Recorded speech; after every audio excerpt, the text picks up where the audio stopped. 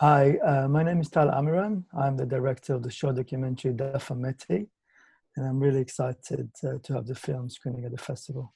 Cool. And I'm Andre Seward. I do programming for Tallgrass Film Festival.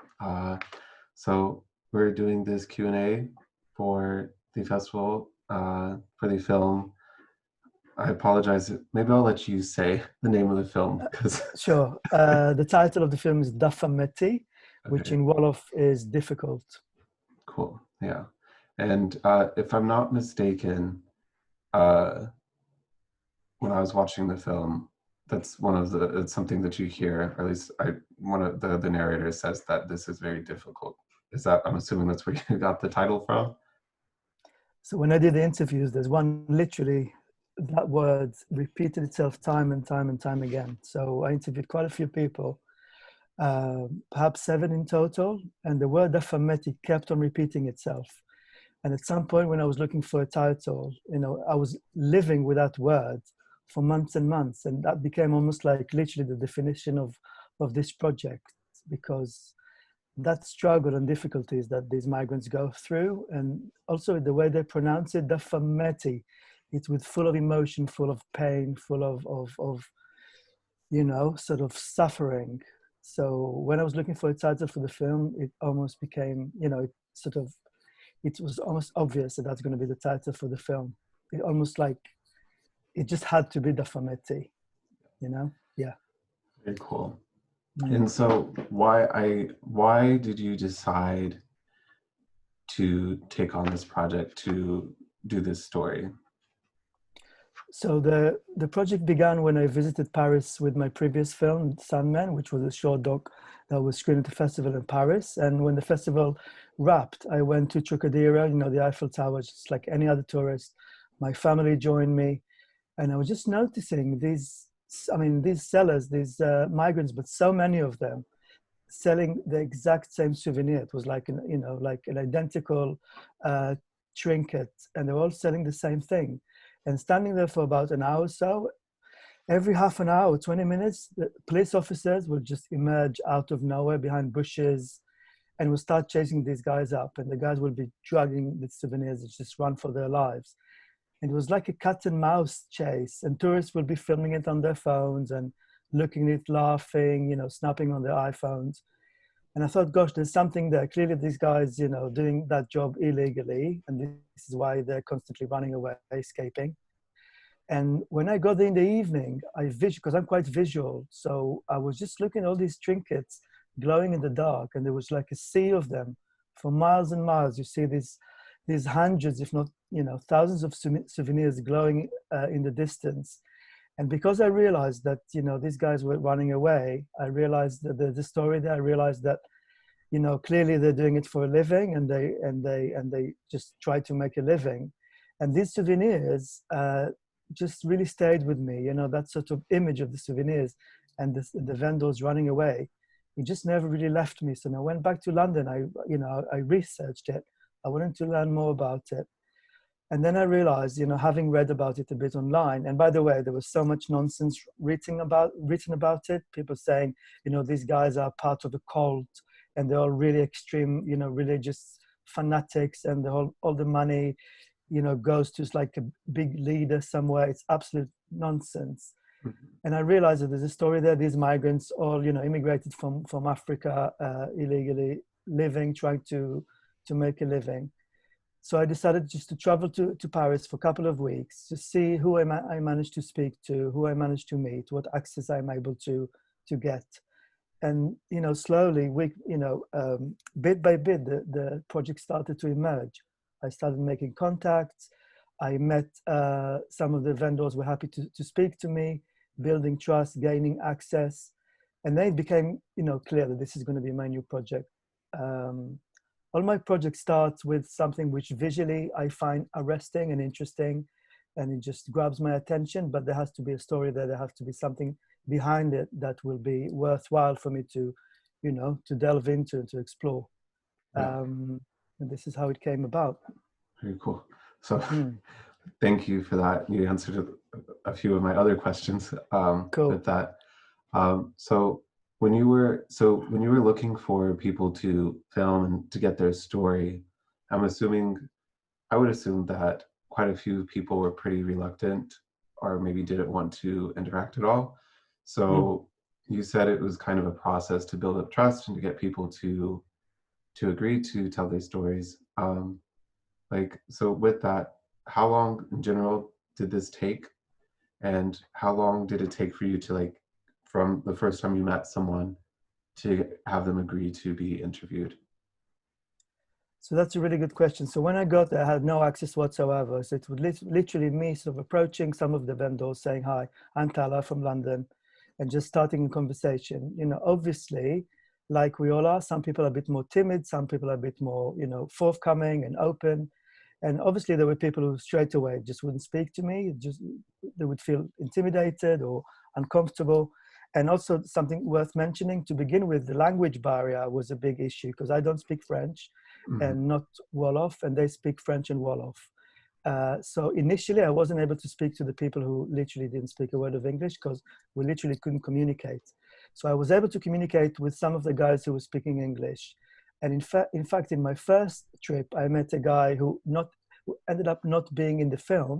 Mhm. Some of the footage, if people remember at the beginning, there's a shot of a guy sort of putting souvenirs on that big keychain. Mhm. So that was him. And I had a really long conversation of about 2 hours with him. And that was just, he was just really forthcoming and really open and was really happy to talk to me. And I think people have a hunch for when someone is there, you know, and is a bit dodgy or is out to get them. I think I came across as a genuine person who really wanted to learn about what they're up to, what their lives is like. And he was happy enough to sit with me for a couple of hours, and we just had a long chat. And for me, that was almost like a research trip where I learned a little bit about what these guys go to, but I still didn't have access in terms of participants. So when I came back second time, I already had him as a friend, and he was really friendly, and you know, we kept in contact on WhatsApp. And when I came second time, it was again the same process of speaking to people. Some people were reluctant to talk, some weren't, some were quite happy. And I think something that really helped getting the initial access was I had a friend who was a French Senegalese girl living in Paris. She was legal, she had a French passport. Some of the times, after making the initial contact with the guys who were happy to speak to me, it was either she was coming with me again to meet them at Trocadero, and then they saw a girl speaking Wolof, and I think it was something that validated me in their eyes because I was there with a French Senegalese person saying, you know, Tal is a good person. He's not out there to get you. He's not there to exploit you and to put you in a bad light or anything like that. And I think that sort of validated me. In some cases, after making initial contact, perhaps a few days later, I would meet them again, and you know, and Sani or Umu, you know, the girls who, French Senegalese friends who were there with me, I would sometimes hand over the phone and they'll speak to them on the phone, and you know, and get the big picture if there was a language barrier and they couldn't fully grasp, you know, what I was after. Um, and then we did, when we got the initial access, we met for an interview. I would say that it didn't take that long to get the interviews done. So it's not that I met the guys for weeks and weeks before we conducted the interviews. I think having Seni and Umu, the French Senegalese girls with me, allowed me to get the access and enabled me to conduct the interviews pretty much early on in the relationship with these guys. But they kept on saying, Tal, we know you're a good person. I mean, they really felt that I'm there genuinely interested to hear their stories and listening to them. And something worth mentioning is that some of them had a really awful experience with television crews. Some of them were telling me of the same story where there's a French TV crew who was doing interviews with some of them. And then they edited in a really sort of dishonest way. And it was broadcast on TV in France. And they really portrayed them as gangsters, as criminals, and literally it was just because of the way it was edited and the voiceover, you know, the narration. That program, that video just circled around the community of the Senegalese working there, made them even more suspicious, you know, in what, I mean, hopefully, you know, they were just worried that I'll do the same. But I think being there with my friends, and I think people do have a hunch for whether someone is genuine or not. and they just realized that, you know, that I'm, you know, my intentions are pure. I'm really there to tell their stories. I want people to hear their stories about their struggle, and they got that, you know. And now we're really, really close friends. So I kept on going back to Paris, meeting them over the course of 5 trips of about a week at a time, 10 days sometimes. I kept on seeing them in between trips. We kept on in contact on WhatsApp.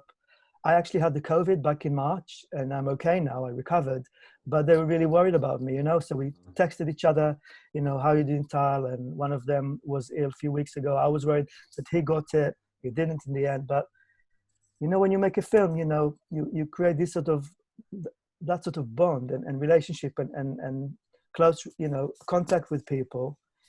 These are not people you just cast in a film and that's it. The film is finished and you never see them again. I always keep in contact with people that I worked with on my films. And literally just one of them just texted me this morning, one of the guys. So we maybe don't speak every week, but we definitely speak at least once a month. Nice. So a long answer to a short question. So sorry. It's okay. So with that, so from when you started working to when Final Cut finished, how long was the process? I think all in all, from start to finish, it was about a year. Okay, so it's A bit over a year, in fact. Yeah. That's quite a long time. Yeah. But I would say it was worth it, obviously. Yes.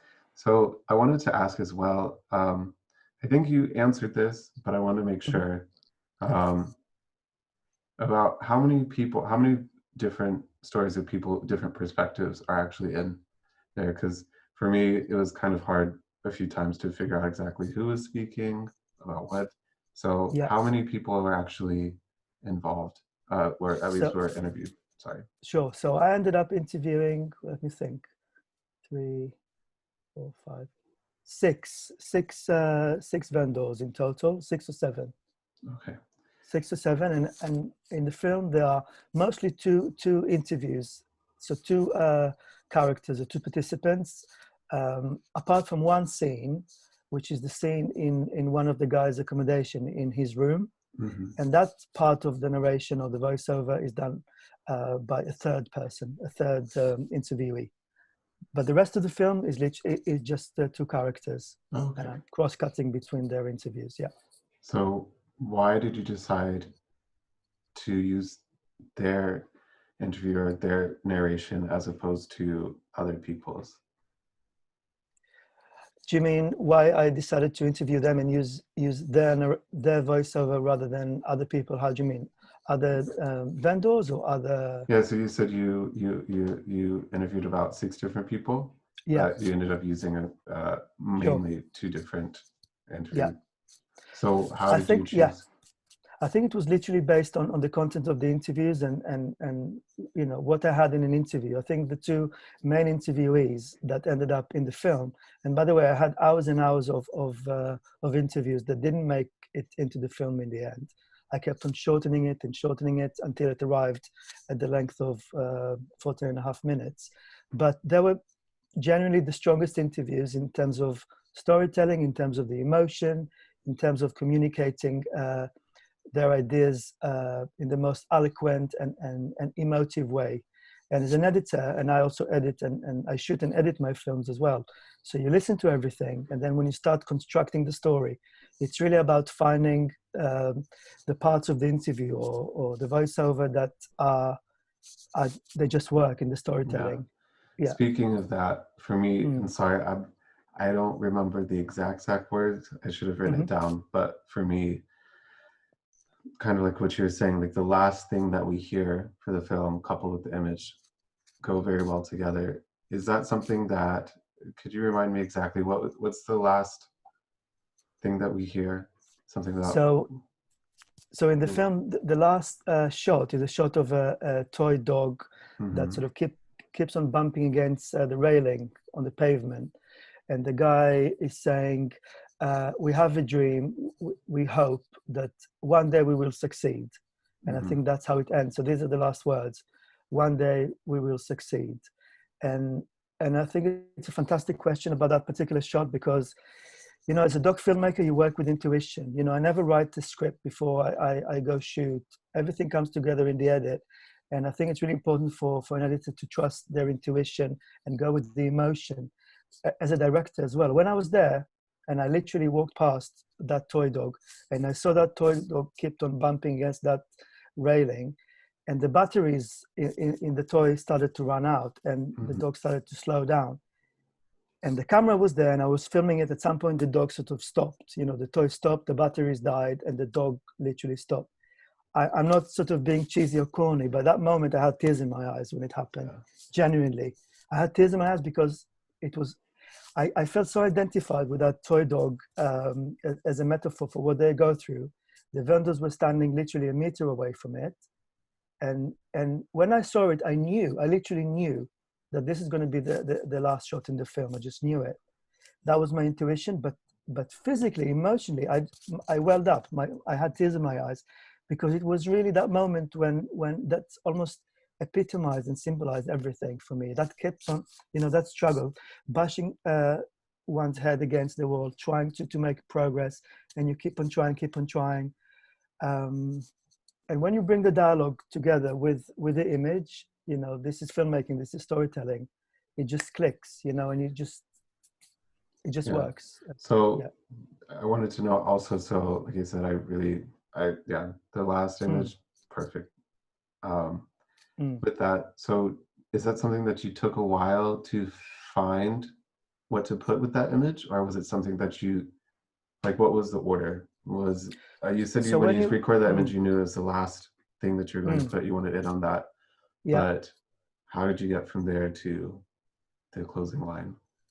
So when I go through the process of listening to the interviews and identifying potential parts of the interview or the voiceover that would work as an ending, and I'm now revealing the process of the editing, which is, you know, it's not a secret, it's a creative process. I identify potential moments or voiceover that could lend themselves being an ending. Now, I mentioned that I had the image, and again, that doesn't mean that I didn't try different shots to end the story on or the film on. I did, but I kept on going back to that shot of the dog. And in terms of the voiceover, the interview, I identified a few sentences that one of the interviewees, I'm not going to mention his real name. By the way, the names or the credits in the film are not the guy's real names. I kept them concealed. So there was a part in his interview where he's talking about his hopes, and I did ask him, so what are your hopes? What are you hoping, you know, to get or to achieve, or your dreams for the future? And his answer was so emotive, and so when I listened back to it, I felt that would make for a really strong ending because it kind of sums up everything. And when I put that, and that's the magic of editing, you marry image with narration, and it just felt like the right ending for it. But when I did the interview, again, I think I noticed that, or I was thinking at the time that could potentially be a good ending, but it only happens when you start cutting it, you know, when you start editing, only then when you try different things out, different options, until, you know, arrive at a result that you think works for the storytelling. Cool. That's my editor's hat on when I mentioned that, yeah. And I wanted to know as well, and correct me if I'm wrong, but all the subjects were Senegalese, correct? That's right, yeah. Is there a specific reason why that community, or was it that's just how it happened? So it's a really good question, because I think the majority of them are Senegalese. So the guys selling the souvenirs, I would say maybe 80% are Senegalese. And I'm not 100% sure the reason for that. I mean, why other countries or migrants from other West African countries don't sell the souvenirs. I think it's something that I think one helps the other. So sometimes one of the guys was telling me that he already had a friend who managed to arrive in Europe, arrived in Paris, was selling the souvenirs. And he said to him, when you come, I'm going to help you. I'm going to give you some, a few souvenirs, and you could that will start you off. So I think also to do with relationships, friends, families, people they know, it's almost like having the foot in the door. They help them out, and it's a start, that's how they could start earning a bit of money. The sad thing is this is what they end up doing for years, because they really can't find another job. They can't get a job doing something else legally. One of the guys in the film, he now works part-time as a builder on construction sites. He does that illegally. He's got no insurance. His employer employs him without insurance. If he has an accident, or if he dies, or if he's injured, he won't get any compensation, and it's very precarious, you know, working on a building site with no safety or insurance or anything. So this is what I mean. They end up getting stuck in that souvenirs sort of vending job, wanting to get out of it, but what else can they do? So it is tricky, yeah. So overall, so kind of two questions, maybe they're the same, maybe not. Mm-hmm. What was your, I don't know if you started making the film with a goal in mind, and if not, what would you like the audience to take away from Dafa Metti? Mm-hmm. So I never really have a preconceived agenda when I make a film, and I never research it to a point when I know everything without actually going and making the film. I think it was Frederick Wiseman, you know, the filmmaker, who said that, you know, the film itself, the filming, the production is actually the research. Because if you do such a thorough research and you know everything, why go and make a film? It's an act of discovery. So I never have a preconceived idea or an agenda. I never know exactly what I want. I know what I want to say as a creative person, but I don't have like a slogan or, you know, a journalistic kind of, this is what I want to prove to the world, or this is what I think artistically that flattens it, that makes it more of a bit like an advert or like a one-liner. I want my films, or films in general, you know, it's an art. I want that to be multi-layered. I want people to project their own thoughts and emotions into it. So, so I never really I know exactly what I want to say, and I just make the film and say it. So the act of, you know, filming and doing the interview is an act of discovery, and obviously I learn about it myself.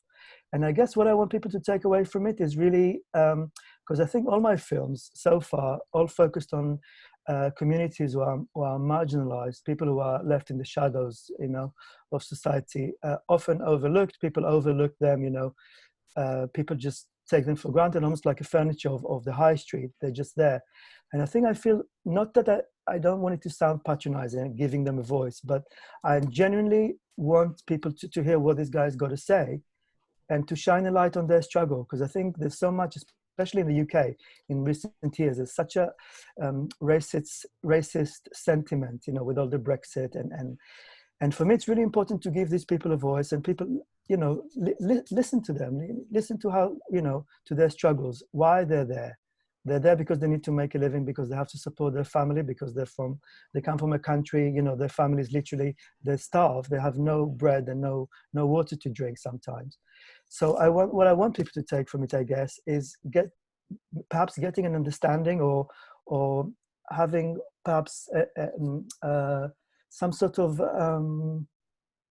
shining a light on I guess, on communities that, if the film wouldn't have been made, perhaps many people wouldn't have known about their struggle, about their stories. People think, oh, they just, I don't know, they're criminals. Like I mentioned, you know, people write so much stuff online without really getting to know these guys. People think they're criminals, selling drugs. I stayed in an Airbnb when I was shooting, and the landlady, she said to me, oh, you're going to the Eiffel Tower? You know, they're all drug dealers. They're all selling drugs. I said, no, they're not. So this, for example, if she watched that film, she would have learned that that's not true. They're not alcoholics, and they don't sell drugs. So to ask you a little bit more about yourself as a filmmaker.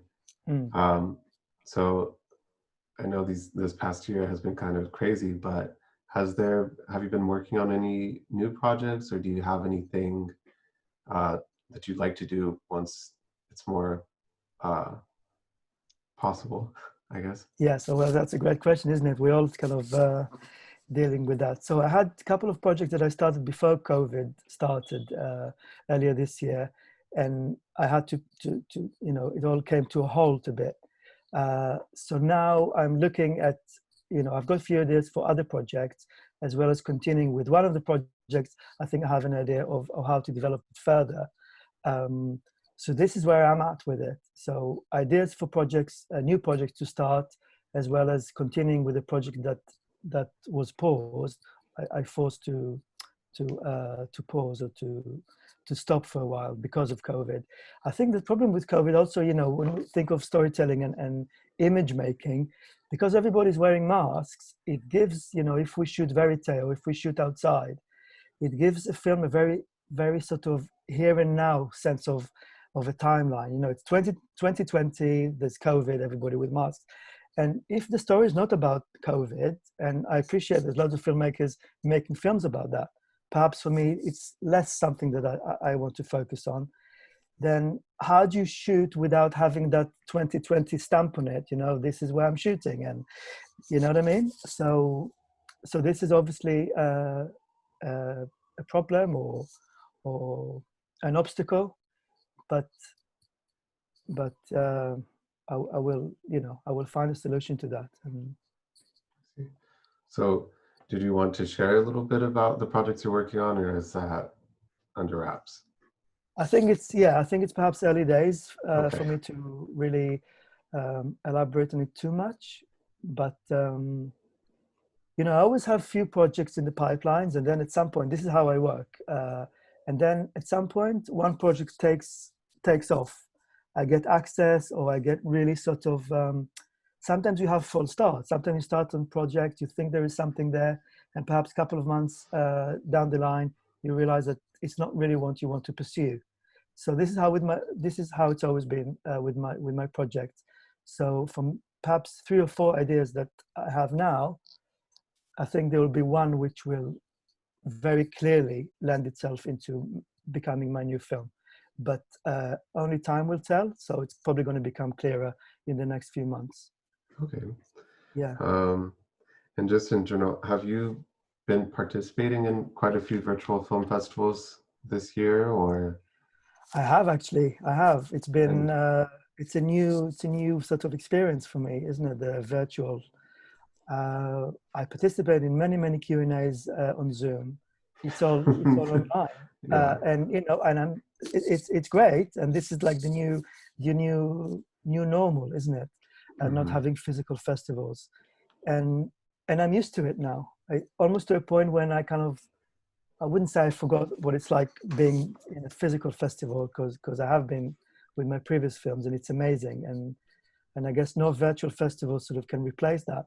But because it's been like a good 6 months now since the film premiered, and I was so pleased that it gone to many festivals, then I'm kind of used to it now. I'm used to the Zoom experience, and I'm used to the virtual happy hour and everything done online.